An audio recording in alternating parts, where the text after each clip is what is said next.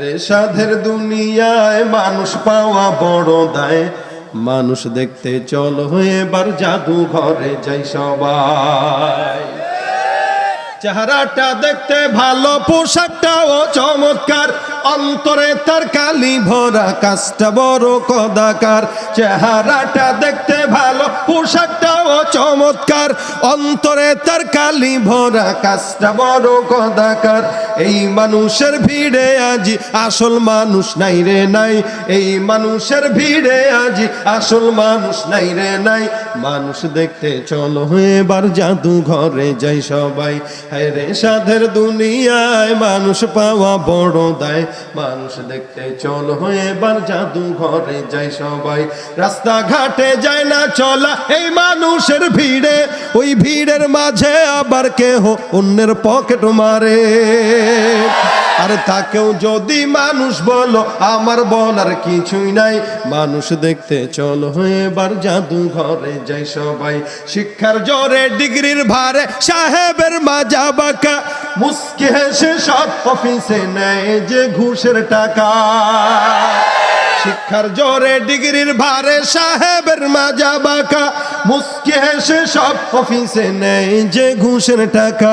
শিক্ষিত এই অমানুষদের দেশে তো আজ অভাব নাই, শিক্ষিত এই অমানুষদের দেশে তো আজ অভাব নাই।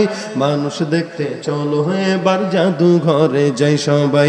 হায় রে সাধের দুনিয়ায় মানুষ পাওয়া বড় দায়, মানুষ দেখতে চলো এবার জাদু ঘরে যাই সবাই। ঠিক কিনা?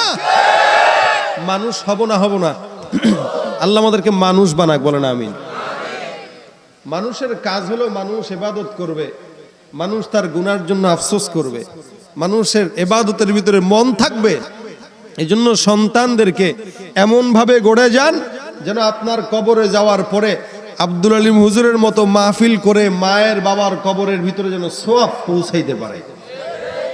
এই কাজটা যে করে আব্দুল আলিম সাহেব, এই কাজটা গুনাহ না সওয়াব? সন্দেহ আছে কোনো?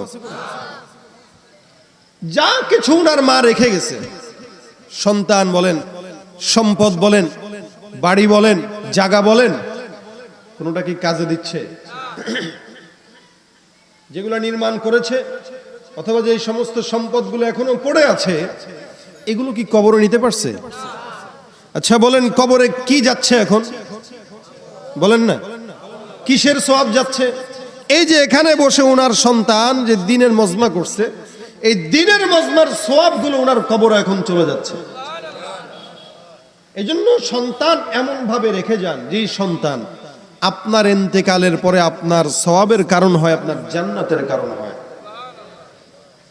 এই জন্য আল্লাহ পাক রব্বুল আলামিন বলেন, ইয়াউমা লা ইয়ানফাউ মালুন ওয়ালা বানুন ইল্লা মান আতাল্লাহা বিকলবিন সালিম। মানুষের সম্পদ, সন্তান, সন্ততি, মানুষের যা কিছু দুনিয়ার জমিনে বান্দারা রেখে যায়, এই সমস্ত কিছু আল্লাহ পাক রব্বুল আলামিন বলেন বান্দা দুনিয়ার জিন্দেগিতে কোনো কিছু কাজে নাই, আখিরাতে যাওয়ার পর বান্দার কোনো কিছু কাজে আসে না। বান্দা যা যা কিছু রেখে যায়, অন্য হাদিসে রাসূল করিম সাল্লাল্লাহু আলাইহি ওয়াসাল্লাম বলেন, আমরা দুনিয়ার জিন্দেগিতে যত বান্দারা আছে, সমস্ত বান্দারা বাড়ি বারবার বলে এটা আমার, ওইটা আমার, সেটা আমার, ক্ষমতা আমার, গাড়ি আমার, বাড়ি আমার, ক্ষমতার কথা আমার, বলি চেয়ারম্যানই আমার। কিন্তু চেয়ারম্যানই 5 বছর মেয়াদ, 5 বছর পর অন্য একজন চেয়ারে বসে। রানিং যেই চেয়ারম্যান থাকে, এই চেয়ারম্যানের জ্বালা যন্ত্রণায় সাবেক চেয়ারম্যান এলাকায় টিকতেও পারে না। ঠিক কিনা জোরে বল? রানিং যেই প্রধানমন্ত্রী আছে, এই প্রধানমন্ত্রীর কারণে সাবেক প্রধানমন্ত্রী ঠিক মতো ঘুমাইতেও পারে না। তার মানে ক্ষমতা আপনার না, যেই সম্পদগুলো আপনি রেখে যাচ্ছেন ওগুলো আপনার না। যত কিছু আছে দুনিয়ার জমিনে রেখে যাওয়া, সব কিছু আল্লাহ পাক রব্বুল আলামিন বলেন বৃথা।